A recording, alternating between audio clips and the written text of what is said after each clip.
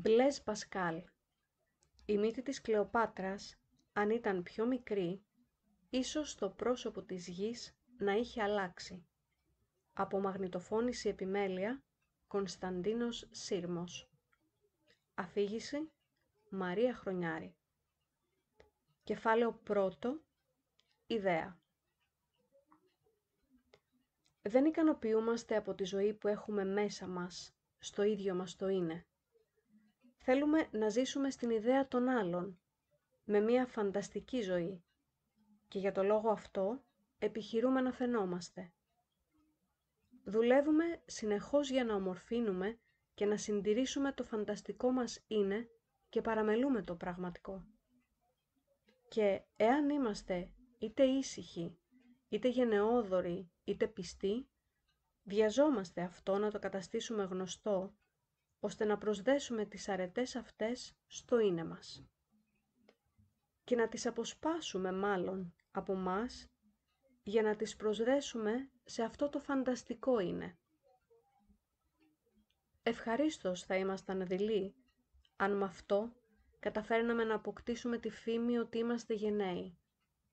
Φοβερό σημάδι του τίποτα της ύπαρξής μας, γιατί δεν μπορεί να ικανοποιηθεί η ίδια από την ίδια. Η περιέργεια είναι μόνο ματαιοδοξία. Συχνά, αν όχι αποκλειστικά, δεν θέλουμε να γνωρίσουμε παρά μόνο για να μιλήσουμε γι' αυτό. Γι' αυτό ταξιδεύουμε στις θάλασσες, γι' αυτό είμαστε έτοιμοι να πνιγούμε στη θάλασσα, για να γίνει λόγος για αυτό που κάναμε, για την ειδονή μόνο ότι κάποιος θα μιλήσει γι' αυτό. Κεφάλαιο δεύτερο, ματαιοδοξία.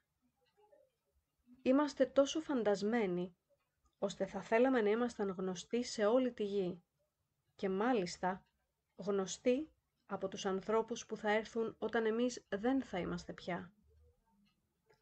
Και είμαστε τόσο μάταιοι, ώστε η εκτίμηση 5 ή 6 προσώπων που μας περιτριγυρίζουν να μας διασκεδάζει και να μας ικανοποιεί. Γιατί συμβαίνει αυτό? Αυτό συμβαίνει γιατί η ματαιοδοξία είναι τόσο αγκυροβολημένη στην καρδιά του ανθρώπου, ώστε ένας φαντάρος, ένας αγρίκος, ένας μάγειρας, ένας κλέφτης υπερηφανεύεται για αυτά που κάνει και θέλει να έχει θαυμαστές. Και οι φιλόσοφοι θέλουν να έχουν θαυμαστές, και αυτοί που γράφουν εναντίον της ματαιοδοξίας θέλουν τη δόξα, ότι έγραψαν καλά εναντίον της. Και αυτοί που τους διαβάζουν θέλουν τη δόξα ότι τους διάβασαν.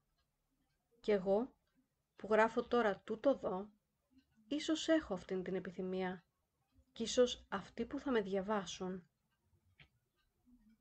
Κεφάλαιο τρίτο, έρωτας. Όποιος θελήσει να γνωρίσει τελικά τη ματαιοδοξία του ανθρώπου, δεν έχει άλλο πράγμα να κάνει από το να εξετάσει τις αιτίες και τα αποτελέσματα του έρωτα. Η αιτία είναι ένα «δεν ξέρω τι» και τα αποτελέσματα είναι τρομακτικά. Αυτό το «δεν ξέρω τι», τόσο λίγο που ούτε καν μπορούμε να το γνωρίσουμε, κινεί όλη τη γη. Τους ηγεμόνες, τα στρατεύματα, ολόκληρο τον κόσμο. Η μύτη της Κλεοπάτρας, αν ήταν πιο μικρή, ίσως το πρόσωπο της γης να είχε αλλάξει. Κεφάλαιο τέταρτο, ανία. Τίποτα δεν είναι τόσο ανυπόφορο από τον άνθρωπο, από το να βρίσκεται σε πλήρη ηρεμία, χωρίς πάθη, χωρίς υποθέσεις, χωρίς διασκέδαση, χωρίς να κάνει κάτι. Τότε νιώθει το μηδέν. Νιώθει την εγκατάλειψή του. Νιώθει την ανεπάρκειά του. Νιώθει την εξάρτησή του. Νιώθει την αδυναμία του, το κενό του.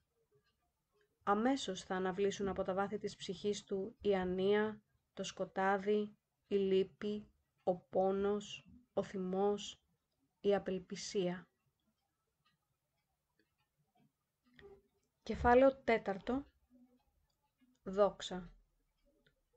Τα ζώα δεν θαυμάζονται καθόλου μεταξύ τους.